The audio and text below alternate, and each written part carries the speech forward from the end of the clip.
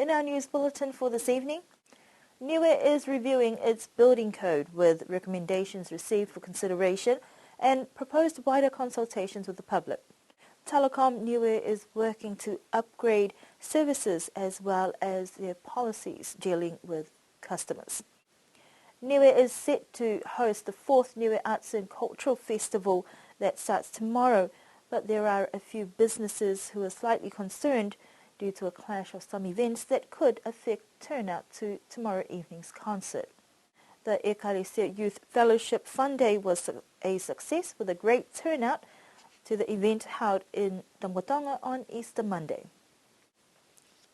A consultation was held today to discuss some recommendations received as part of the review process to improve building standards on the island. Last year, a review supported by the Secretariat of the Pacific Community SOPEC Division and the Niue government was carried out to update the Niue Building Code and Manual that were developed more than 20 years ago.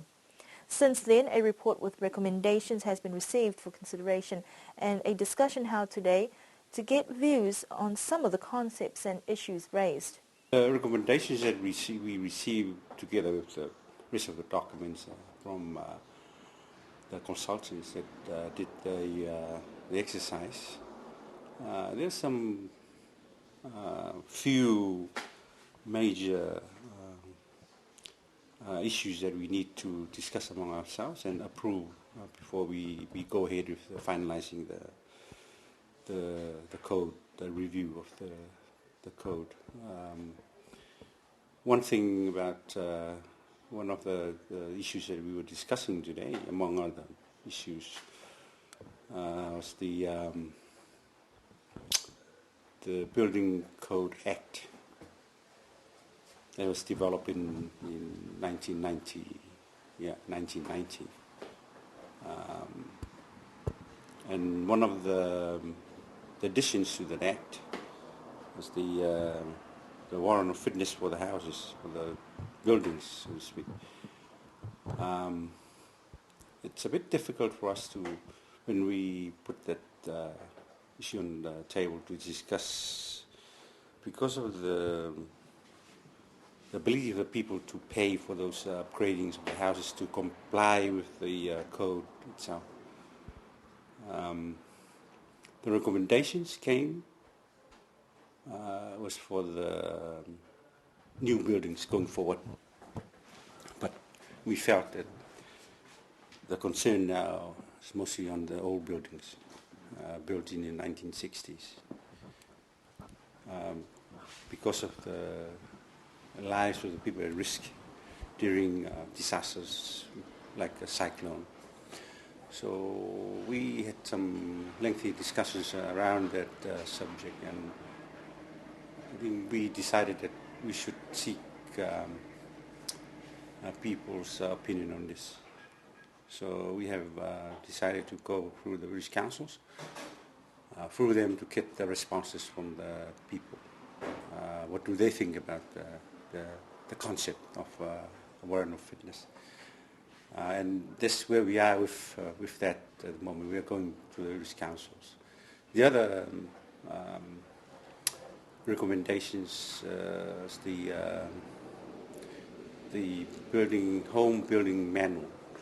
The warrant of fitness concept is a good thing, and it's being used widely, but it's mostly for insurance cover in the house. If you don't do that, the insurance company won't provide you with a cover for your house. So, but for us here, we don't have insurance cover for our houses.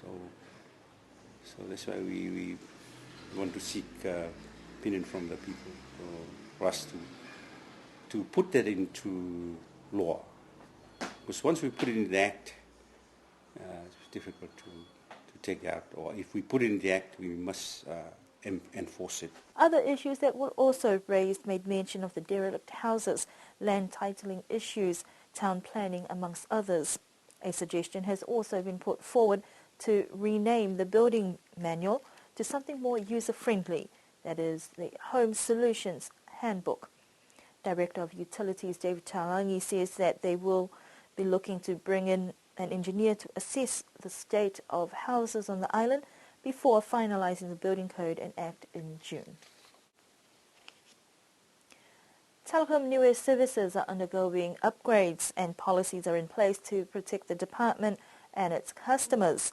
Current telecommunication services on offer include landlines, mobile phone services and ADSL internet.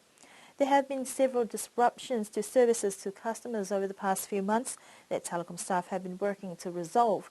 Director for Communications, Tutuli Heka, explains some of the upgrades they're working on at the moment. Now we are rolling out internet, faster internet, using the ADSL technology. So we have customers now at Cap as well. They are trying testing the ADSL, and I believe they're finding it very fast compared to the public Wi-Fi. Been looking at upgrading the mobile network from a second generation 2G, maybe look at upgrading to 3G that offers high data speed for the mobile customers. We have upgraded our international bandwidth. We now have 12 megabits downstream into Niue and 3 megabits upstream. So we are upgrading our system, especially the satellite capacity, because that's where the internet is connected to.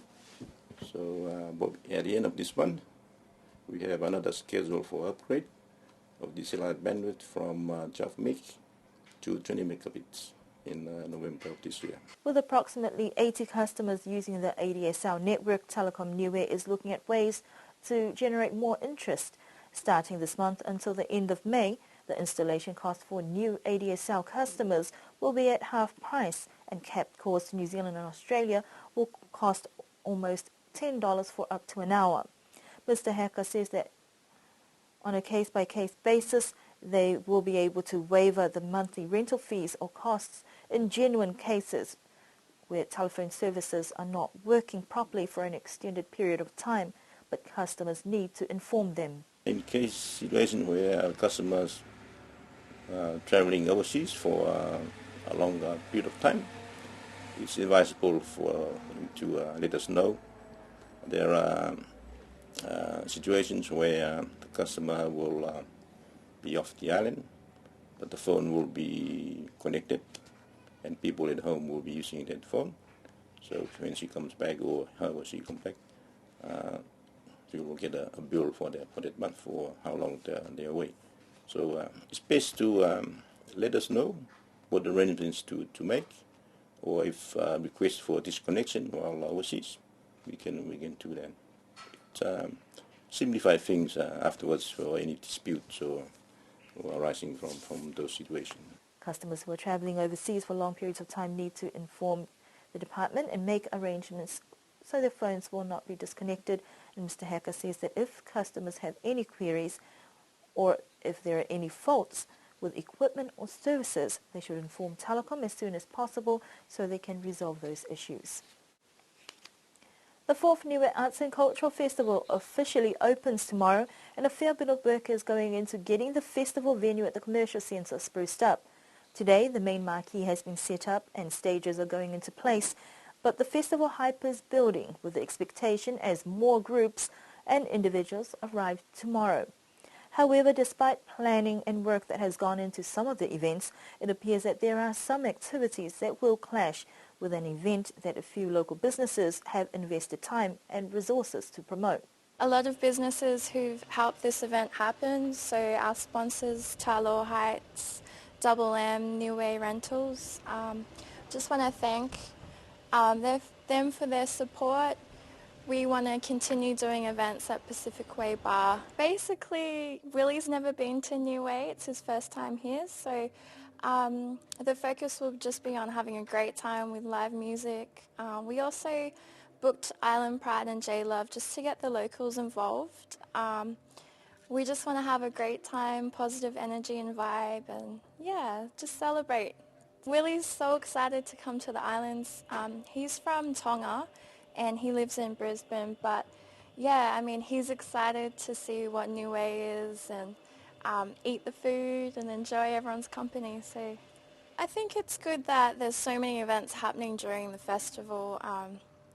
It's great to see things happening in the community for Niue. It is a shame that there are a few things clashing, but you know, we just want to support everyone. So if you can still make it, try come out. We'd love to see you here. And likewise, Pacific Way Bar will definitely support whatever's happening in the community as well. Despite a slight clash with the Willie Angelo concert that will still go ahead tomorrow evening, and Pacific Way Bar management say this is a first trial to see what the response is like on the island. The hope is that they will be able to bring more international musicians to the island and look at the potential of scoping out whether there is local musical talent for a collaboration of sorts. The festival opening will start at 6 p.m. tomorrow afternoon, followed by the concert at 8 in the evening. The Easter Youth Fellowship Day, organised by the Ecclesia Cristiano Niue Youth Committee, has been deemed a success with just over 60 youth participants and young children who turned up for the program in Tamagotonga. The activity was planned to bring youth together in fellowship and started at 9 in the morning until 2 in the afternoon, with youth still eager to participate in activities, but especially beach volleyball.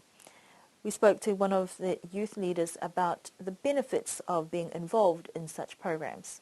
It was really good to bring all the youth together, and it was good to interact with different youth members from different villages. It was really good actually to bring all the youth together, so yeah. A majority of the participants were primary school level children. That meant that some of the youth had to step up into leadership roles to assist with running the program as referees and team captains. We spoke to one of the program organisers today to get their thoughts about the fellowship program. It was really good. I was a bit overwhelmed with the number of youths that turned up and also participated in this program. I was pleased with the organisers as well for putting together this program, especially for the youths, because it's not often that the youths get together like this to interact with each other and also participate in the range of sports programs that were offered. Overall, the program was a huge success, and already there is talk about the next program, which is a youth service coming up in June. That is our news bulletin for this evening. We do hope that you have an enjoyable weekend ahead. All the best to those teams who will be competing in the men's kirikiki competition, as well as the opening for the festival that will be on tomorrow, and not forgetting an ethnic cultural concert that will be held up at Niue High School.